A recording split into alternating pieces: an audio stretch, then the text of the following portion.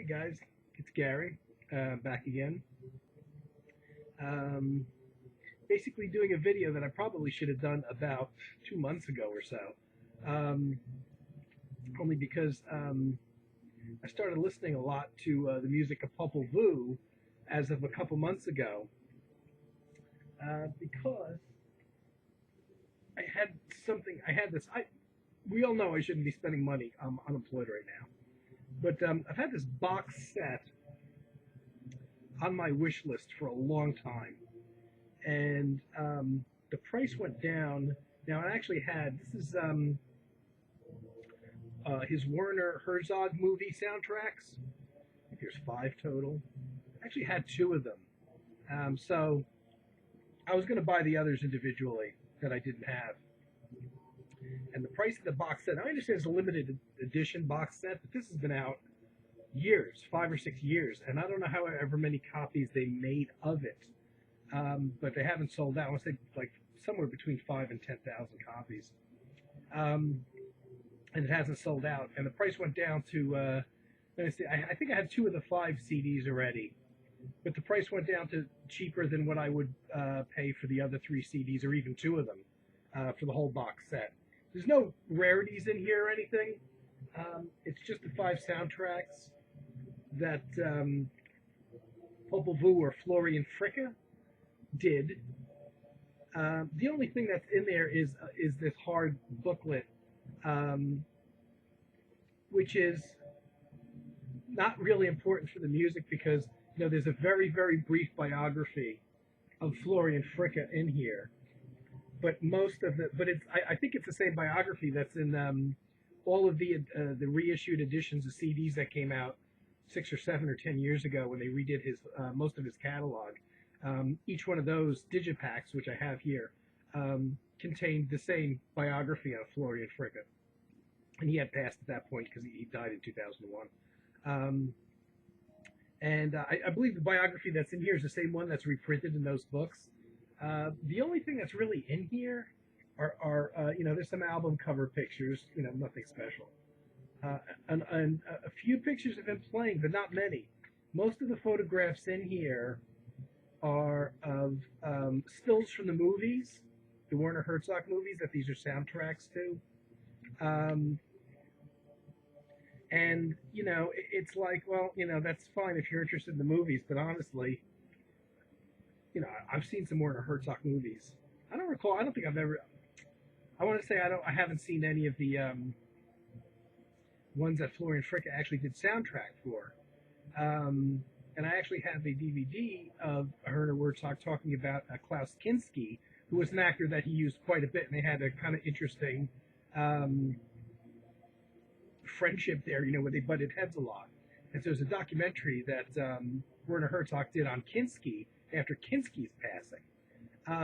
But there's, the booklet here, which is the only real specialty you get in the box set, is mostly photographs from the movies. And if you're not, particularly interested in the movies with the music, then the booklet, I was a little disappointed the booklet didn't have more Florian Fricke stuff in there.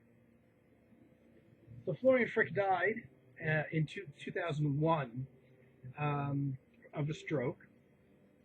Wasn't old. I want to say he was in his 50s. And I can look it up if you want to give me some time. But he was the only constant member of Popol Vuh. It was really his band. Started in the I guess in the late 60s. He was 57. Yes, Florian was only 57 when he passed away. So he wasn't incredibly old and hadn't been in poor health up until the time of the stroke. A German musician. He was the only constant member of the group. The band almost always changed musicians. The interesting thing with them, looking at their history, was that it seemed like Florian over the years used several musicians from Amandul too, another German group, kind of known as a cosmic hippie band, a band I'm very interested in, not so much for the music, but they for the hippie commune that they kind of lived in, that the band came out of initially in the 60s. Several members of Amandul 2 actually became members of the band and were fairly important. One of them was being a vocalist. He used two female vocalists over the years, and a couple different guitarists. One of the electric guitarists he used was also the drummer. So on the albums he appeared in and contributed quite a lot. Daniel Feitschner, I forget now, and I could look it up, but once again, I'm not prepared. Let me see. I gotta take my glasses off to read this. I'm trying to find out. Yeah, Daniel Feitschler, Fichel, Feichelschur, I guess is how you pronounce his name. Played probably the longest with Florian Fricke in Popol Vuh. Co-wrote a tune here and there, and he played acoustic guitar, but was primarily electric guitars. Oddly enough, also the band's drummer. So they didn't really do live performances. So Daniel probably had the most input as far as other musicians go in Florian Fricke in the Popol Vuh world, because he did receive at least some co-writing credits. A lot of the music was instrumental. Toward the last few years of the band's existence, the band kind of took a change that most fans didn't like. When Florian decided that his music was kind of esoteric and almost religious in nature and context.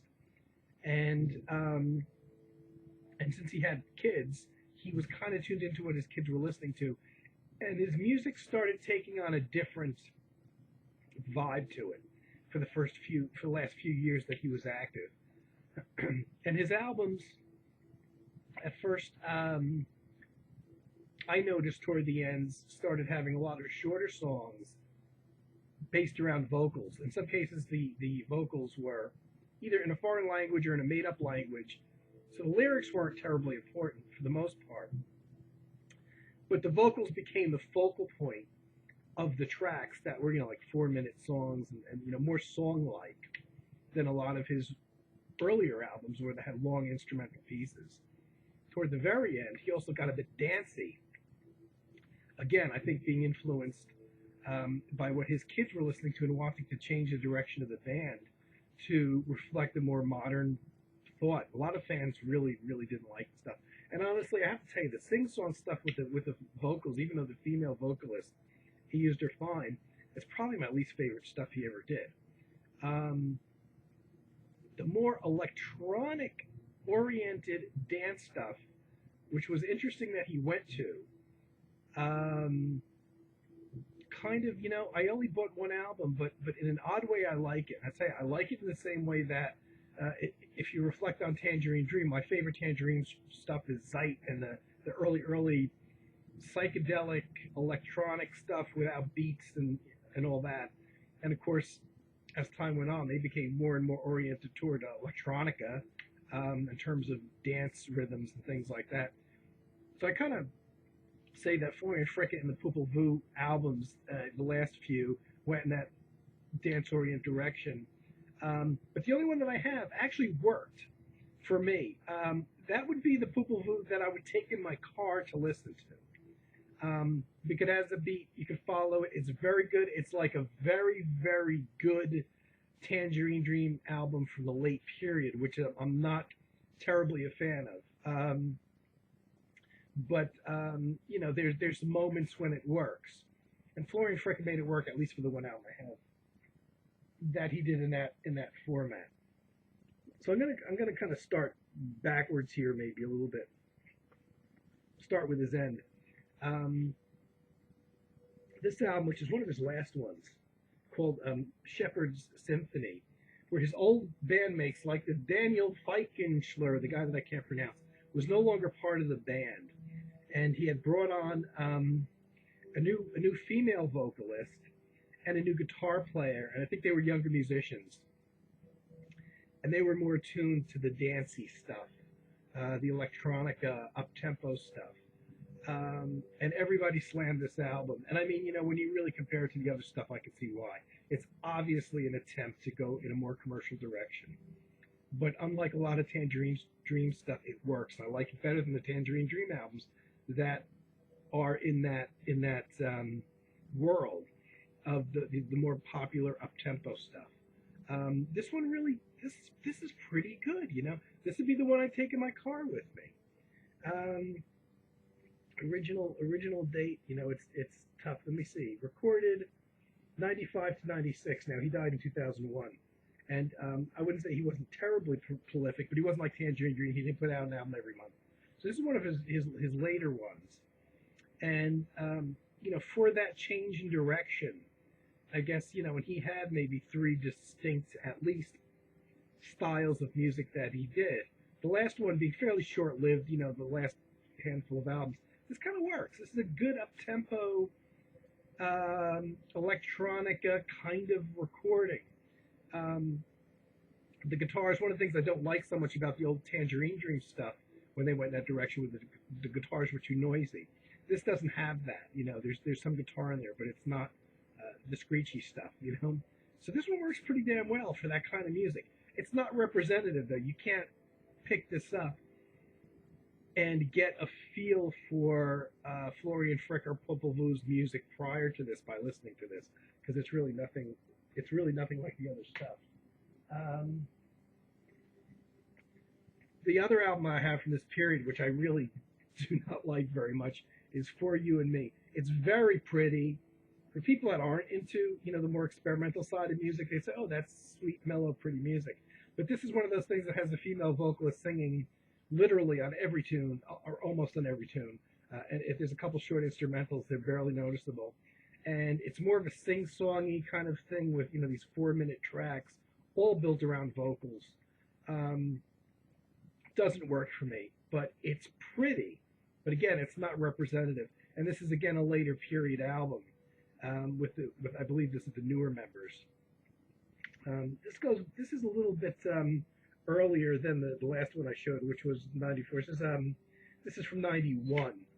But you know, not you know, hard to say. It's not a bad album. It's not representative of Popol Vuh. It's really not the kind of thing I listen to most of the time. But if I was hard pressed to put something on for somebody who didn't like the kind of music I liked, this, you know, would be a very pretty, inoffensive background music kind of album. And not at all any electronica, oddly enough, even though it was from his last period when he started doing more commercial stuff. This is much more acoustic oriented. Now, in the early days, and electronic fans know this, Carm and others, the first two albums of Florian Fricke, of quote-unquote Popol Vuh, the band, were very electronic oriented. Florian Fricke came from a fairly well-off German family that had means, and he was one of the first. At one point, I heard that he was one of only 2 musicians that lived in his area of Germany that had the big modular, I guess it's Moog synthesizer. He was one of the 2 people that had that, and he recorded a couple albums that are considered classic electronic music, early electronic music albums, in the Garden of the Pharaohs. And I think everybody has these too. I think this is the second one, Aufenstund. I believe that's the second one. I know his first 2 albums were very, pretty much all synthesizer oriented. You can tell when they recorded. The thing that, and pretty much all electronic fans have these. You know, the guys into the early Tangerine Dream and Klaus Schulze would certainly have these. The thing that ruins it for me, but doesn't quite make them classic in my book, is the percussion, because one of the band members at this time was a percussionist, and the percussion, I think, really kind of roots it too much. Prevents it from being as daydreamy and ethereal as you would expect the music to be. And it doesn't seem to fit. I mean, for me, sometimes the percussion's too fast and too busy for what the synthesizer is playing. But, you know, it makes it much more, you know, without the percussion, it would be like, you know, like early electronic music classic, like the early percussionless works of Klaus Schulze and Tangerine Dream. With the percussion, it makes it kind of dated and almost psychedelic sounding. You know, I do pull them out and listen to them, but, you know, I'm always thinking, wow, what these could have been without the percussion. Sometimes I think the percussion was just there because at the time one of the band members happened to be a percussionist and he had to play on the albums. But I guess whatever, you know.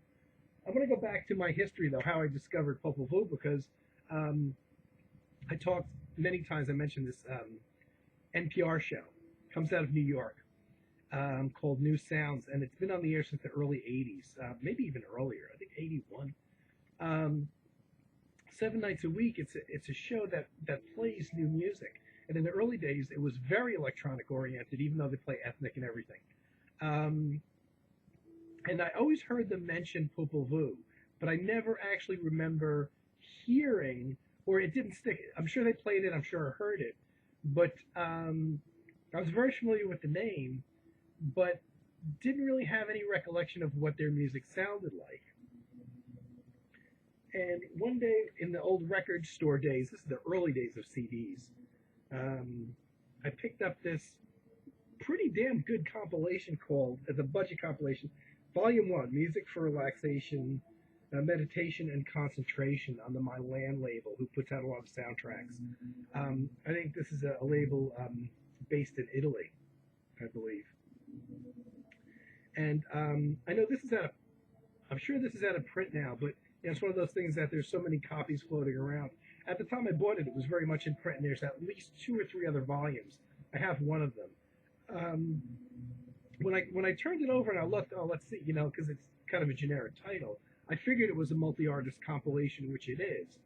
But oddly enough, none of the music was actually made specifically for meditation, concentration, or relaxation. All of the music on here is from different soundtracks. So it has John Laurie, kind of from the avant-garde jazz scene, from a movie called Mystery Train. Maurice Jarre. It has music from Dead Poets Society. And a couple other musicians that I'm not familiar with. Jürgen Kneiper. There's a movie from something from a French movie. And Vladimir Cosma was another person I don't know from another French movie soundtrack. But and it's very worthwhile, you know. It's interesting because they did very much find very laid back, relaxing instrumentals, even though they're literally all from film soundtracks, interestingly enough. So instead of calling it the best of spacey, you know, mellow film soundtracks or whatever, they called it relaxation, concentration, whatever. But it really is laid back stuff. There's nothing that breaks up the mood.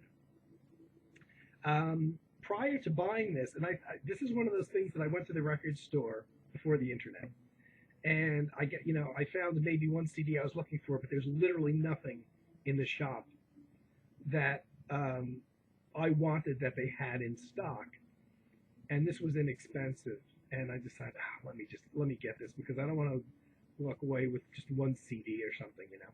So I bought this. And it was the first thing I owned of Popol Vuh.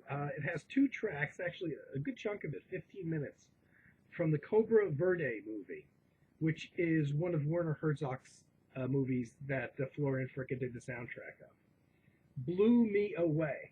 That 15 minutes, wow. I'm like, oh my God, I gotta get this. Hold on a second because I gotta fast forward to this next track. This next track is far too noisy for the background. Okay. And this blew me away, and it's like, wow, it's Popol Vuh. When I heard it, I realized that I probably, as much as I had heard the name Popol Vuh, and even Florian Fricke, I didn't, have any recollection of actually hearing any of the music. And this floored me. This Cobra Verde soundtrack, still to this day, my favorite thing. It's only 15 minutes of it. I said, I gotta get that soundtrack. And sure enough, the soundtrack was not in print at that point. Bad timing on my point. When I look at the history, it seems like the soundtrack's always been in print, and yet I know for a fact that when I was looking for it, it was not in print. So I must have caught that magical time that it was in print for a bunch of years, it went out of print, and it went back in print again. And I may have missed it, and then it went out of print again. And by the time I started looking for it like a second time, it's like, yeah, this is damn good. That's right. I got to find the soundtrack. It had gone out of print again. When I started, when I had pulled this out again after years and listened to it, finally the soundtrack came in print. But I think I'd already picked up his first two early electronic albums of his that I showed you because I had read about them.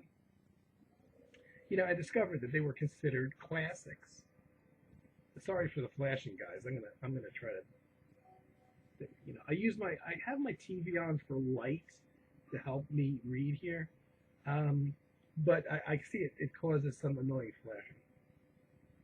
So this by itself is a very good disc if you can get it cheaply. The other volumes, I bought volume 2, not as good. Somebody really put this together well because, taking essentially soundtrack music and slapping this title on, they really did do a good job of finding music that doesn't, break up the mood at all. But I had bought those first two albums that I showed you, I believe since then, because after that point I had, read a lot about how these albums were early, his first two albums are early kind of synthesizer classics. Now, it seems in Florian Fricke's world, philosophy had as much to do with his music as music, because after his second album, he kind of had like this religious conversion, and when you hear the music that came afterwards, it's not surprising because there's a whole lot of chanting and things like that on his classic period albums that followed. And it does sound like it could be religious music, but that doesn't necessarily, always reflect the artist's intent or their mindset. Sometimes they're the complete opposite of what their music portrays. But in Florian Fricke's case, he did have some kind of religious conversion, and based on that, he thought that the synthesizer somehow didn't fit in with this religious thought. It's a very strange, and he returned to playing solely acoustic piano, which is strange because when you hear some of the follow-up albums, there's long sections where you're totally unaware of any acoustic piano being in them at all. Now, granted, he wrote the music, but if he's not playing piano, then what's he playing? There's still some other band members there, and the weird thing is this whole getting rid of the synthesizer thing because it is kind of like religious thought was a bit odd because at various times it seems like he had other musicians in the band that did play synthesizers, at least in places here and there. And I don't think it was an anti-electric thing because that Daniel Feitschler that I mentioned earlier played mostly electric guitar. And that was very prevalent on the albums afterwards. Actually, after he dropped the synthesizer, the electric guitar is a big part of them. So it's not like a Keith Jarrett kind of anti-electric thing. So I never completely understood his relationship of the piano and not himself playing synthesizers. And when you get to those, the last period albums, this is extremely, this is the dancey thing, the Shepherd Symphony that I talked about, the more commercial thing. I don't even hear, from what I remember, I haven't played it for a couple weeks. What I remember, I don't even hear any piano on here. So what's he playing if he's not playing synthesizers? I don't know. So a bit odd. But after getting the Music for Relaxation and Meditation CD, I went after the Cobra Verde soundtrack and was unable to find it. So I picked up kind of the next best thing was an album called, and I'm not a fan of compilation albums in general. I prefer just having the full original discs, the original sessions in full. But I bought this one, the best of Popol Vuh from the Werner Herzog soundtracks, a single disc set. Now apparently there's like 4 different versions of this album, believe it or not, with different tracks on them. And it does have a little bit of the Cobra Verde music, but not much. But it's kind of like if you can get it for a budget price, it's a good sampling instead of buying all the discs, that whole big box that I showed you. It's a good sampling of his music. It doesn't have as much of the Cobra Verde stuff as that other compilation disc that I just showed, the relaxation one. Unfortunately, it has maybe about 7 minutes or so, and the other one had over 15. But it's all Popol Vuh music on this one. Samplings of all the 4 or 5 soundtracks that he did do for Werner Herzog, and I was just about to say, well, this music, now that I've got the soundtracks, this doesn't serve a purpose. And when I was looking, reading up on the different versions of this, apparently, oddly enough, there is a track on here, one track and one track only, that's about a 4-minute track that didn't end up in any of the soundtrack albums for some odd reason. I don't know why. That was used in Werner Herzog films. Track on here called "We Are Aware of the Misery." Actually, 3 minutes and 34 seconds. I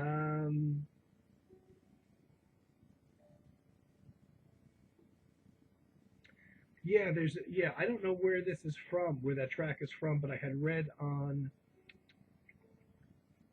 There's a discography on him somewhere, a detailed discography of Florian Fricke, which I believe I got to from Wikipedia. The Wikipedia entry is not very vast, but there's links there.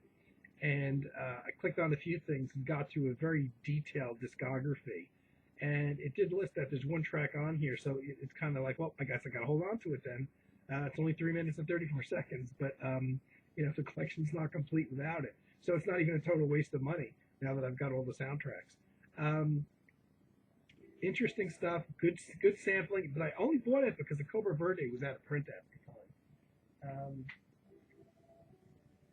And now, like, the stuff that I have here is, here's I'm not 100% sure when I bought this, why I bought this exactly. This is a fairly recent compilation of his rockier stuff called 70s Progressives.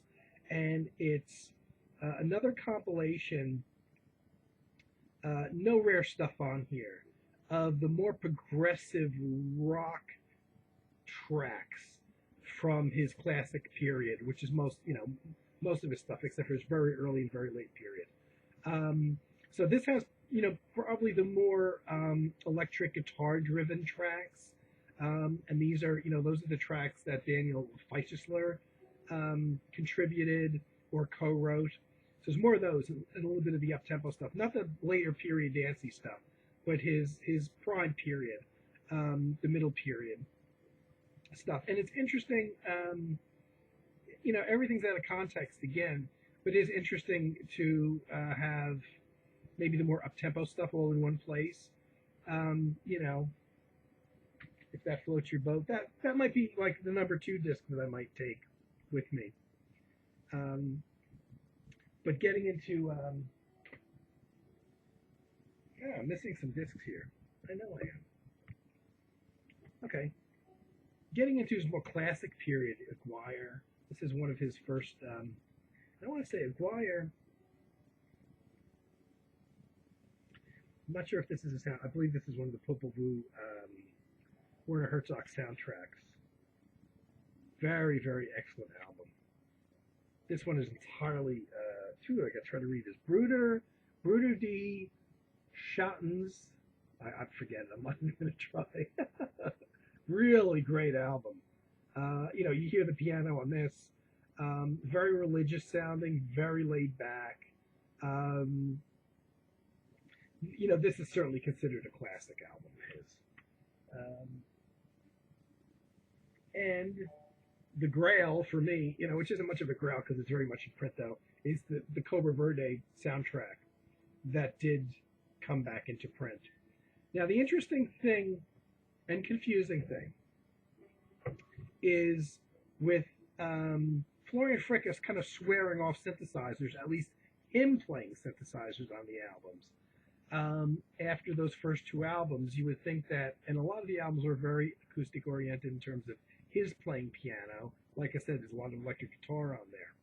But then it does get confusing on other albums. You hear synthesizer, and it sounds like, there's another band member perhaps contributing a synthesizer in some cases. Those late period albums, at least that one, the Well Dancing one I showed, if Florian Fricke is not playing synthesizer, I don't know what he's playing on there because I don't hear any piano on that album. But most of the middle albums don't have electronics on them. To an extreme extent, I should say, because it's weird because you'll be listening to an album like this, which to me, and they're very, very bad with listing specifics on these albums in terms of what's actually being played by Florian. This album sounds, which has been playing in the background, but I think, the volume of this disc jumps so far over the place that when I turned it down, I'm afraid you can't hear anything now. This has a very electronic sound to it. This is one of the soundtracks, and my favorite album is by far. Far exceeds, I think, his first two albums of electronics, mainly because this doesn't have those kind of disturbing drums in there. I'll tell you, the sound of most of the music on this album, there's a couple tracks that I'm not even sure that have anything to do that I think were included in the soundtrack because they were source music used from other sources. There's like an African chant thing going on with percussion that it's not very clear, but I don't think has anything to do with Florian Fricke or Popol Vuh. With that exception, it's a very quiet album. And a lot of the music sounds like a string orchestra playing in a very huge reverberant hall, or like in a submarine underwater or something. And you can't tell whether it's a string orchestra, which I severely doubt because it would probably be listed if there was a string orchestra on here, or whether it's electronics. It's not very clear, and it's such a foggy sound, really beautiful, timeless sound, without any beat or rhythm or percussion. You really just get lost in it, and this is, definitely, if I were only going to keep one album of his, this would be it.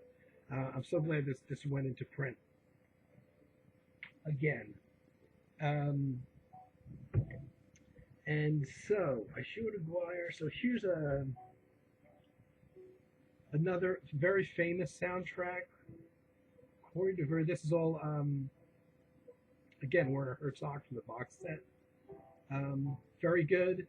From what I remember. Now, the problem is when I got this box set, I started listening to all 5 CDs. So I already had 2, but the other 3, I kind of got confused as to what's actually on them.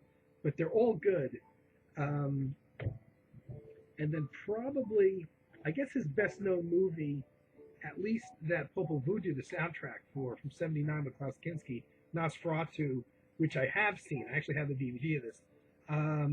Which is a vampire, the original Dracula, actually, a kind of a remake of the silent version of what was the original filming of the Dracula story called Nosferatu. And this was an update from '79. This I have seen. And this is a very famous soundtrack of his, too. Very well-loved album. And then there's one other in here that I'm having trouble digging out, called Fitzcarraldo, which is this is a complete waste. So I'm glad I didn't spend too much money on the box set. I thought Fitzcarraldo was another Popol Vuh soundtrack because that's how it's listed. But most of the music in here that was used in the film is actually things sourced from other albums. And Enrico Caruso sings a whole bunch of old opera that sounds like it came from '78 records. That's on here. There's excerpts from classical albums of traditional classical pieces. There's nothing to do with Popol Vuh. So in essence, there really was no. I think there's 4 Popol Vuh soundtracks on here, but oddly enough, they do such a bad job with. They don't even tell you what those tracks are. And I had to go to that online discography to try to figure them out. And what I found out was that Werner Herzog actually didn't even get Florian Fricke to write music for this. He went to 2 current albums that Florian Fricke had put out as Popol Vuh and selected 4 or 5 tracks from those albums and actually used those as the quote-unquote soundtrack. But they're not really written for the film. They're just tracks that are listed off of 2 different Popol Vuh albums from that era, from that time period. And the weird thing is I happen not to have those 2 albums. It said the only difference between the versions of those tracks that appear on the soundtrack is that Werner Herzog slowed them down. I don't know what you mean by that. You mean you actually took the tapes and played them slower so all the pitch of everything is lower? That's apparently how I read it, how I understand it, which to me is going to sound a little odd because it's clearly not how the music was intended to be listened to, and it wasn't made for the soundtrack. So the one thing you could definitely skip and you wouldn't actually miss anything is the Fitzcarraldo soundtrack, because it really doesn't have any music that he wrote on there that's not available in its purer form on the regular Popol Vuh albums. And I want to say he might have even taken something from this album. I'm not sure. Some of these are so hard to, I'm very bad with reading foreign titles. Now, as far as the Cobra Verde soundtrack thing goes, when I said I wasn't sure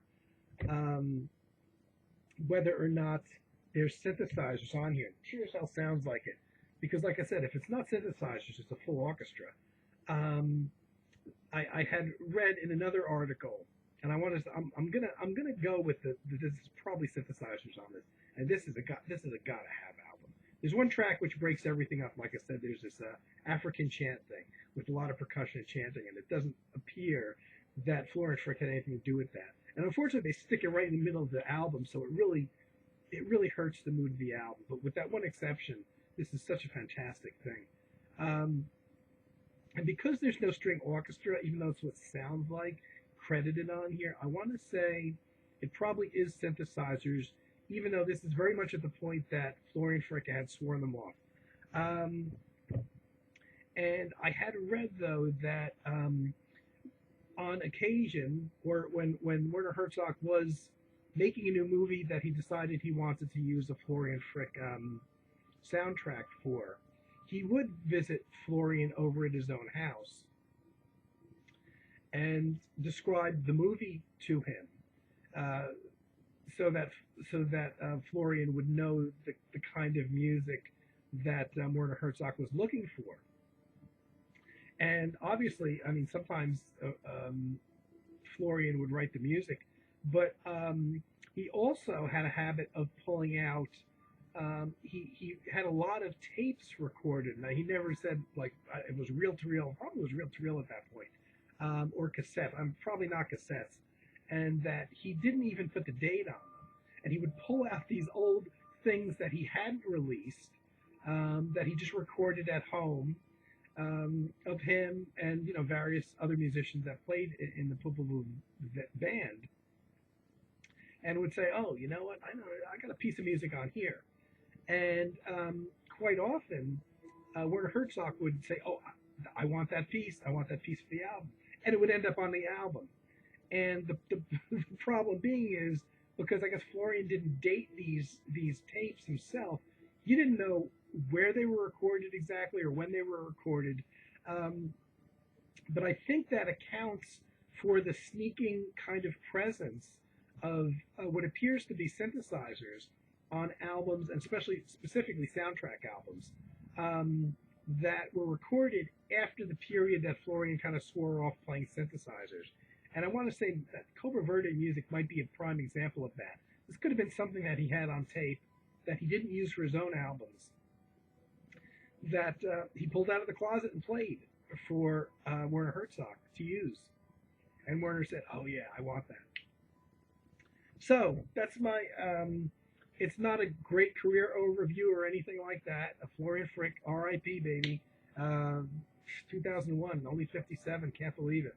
And I didn't hear of his death until, I want to say, the last couple of years probably.